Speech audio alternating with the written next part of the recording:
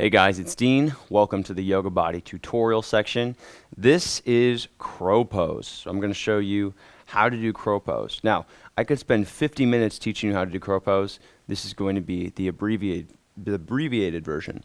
So what a lot of people don't realize about crow pose is that it takes a lot of hip flexibility, it takes a lot of core strength, and it takes a lot of total body integration. So I'm not just using my upper body to do crow pose.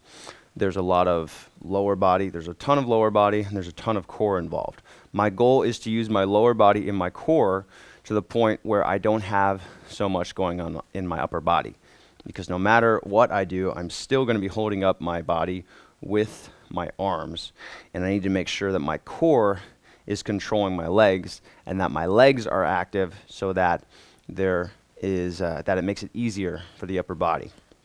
So the way I'm going to start a crow pose is actually in a squat. So I'm going to have my feet facing slightly out. I'm going to sit down, and I'm going to work on getting my butt toward the ground and lifting my chest up. So this is the start. And the reason for this is because I need to get my knees into my armpits in order to balance here. If I just bring my knees to my elbows, it's going to be a lot harder. So I need to get my knees as high as I can into my armpits for crow pose. Now I'm also going to reach the tailbone down here, so I'm lengthening my spine and tightening my abs, and that's going to help with the core engagement.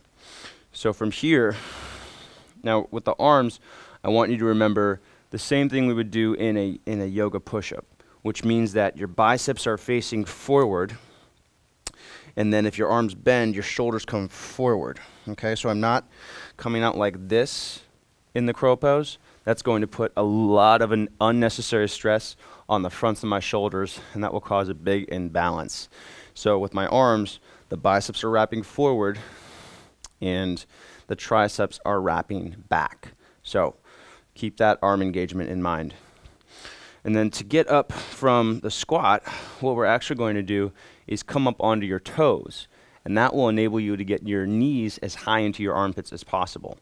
So from here, coming up onto the toes as much as I can, lengthening my chest, and then squatting down, bringing my knees into my armpits as much as I can. Now I've got my hands. I'm going to wrap the biceps forward. Make sure the index fingers are facing forward, the thumbs are facing in. I'm going to screw my hands into the ground, make my forearms really active. Now, instead of looking down and lifting up, I want to pull forward and look forward instead. Now, the easiest way to do this with stability, instead of just lifting both legs off the ground at once, I want you to lift one leg off the ground at a time. So I'm going to lift my left leg up, and then looking forward, lift my right leg up. Squeeze my heels in tight toward my butt. Try to lengthen my abs, so don't let them round. You want to lengthen the abs and pull forward. Elbows are squeezing in. Heels are squeezing toward your butt. You can either flex your toes or point your toes, but just make them active somehow. And then the elbows stay in. Otherwise, you're not going to have that stability. So lots of core and lots of legs.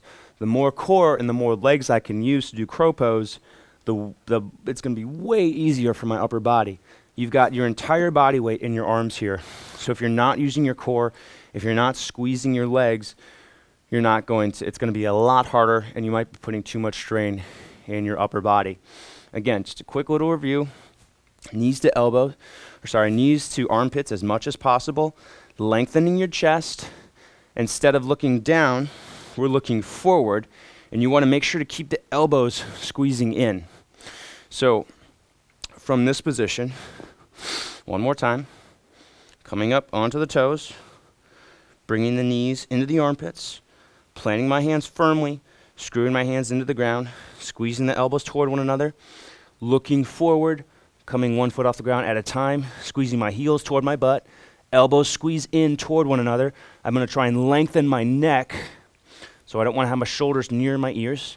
Heels squeezing toward the butt, so legs are really active. Core is very tight, and then slowly coming back down.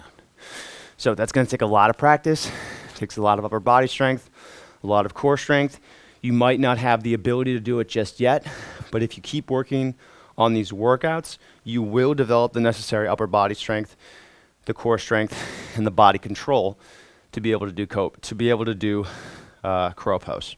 All right, I'll see you on the workouts.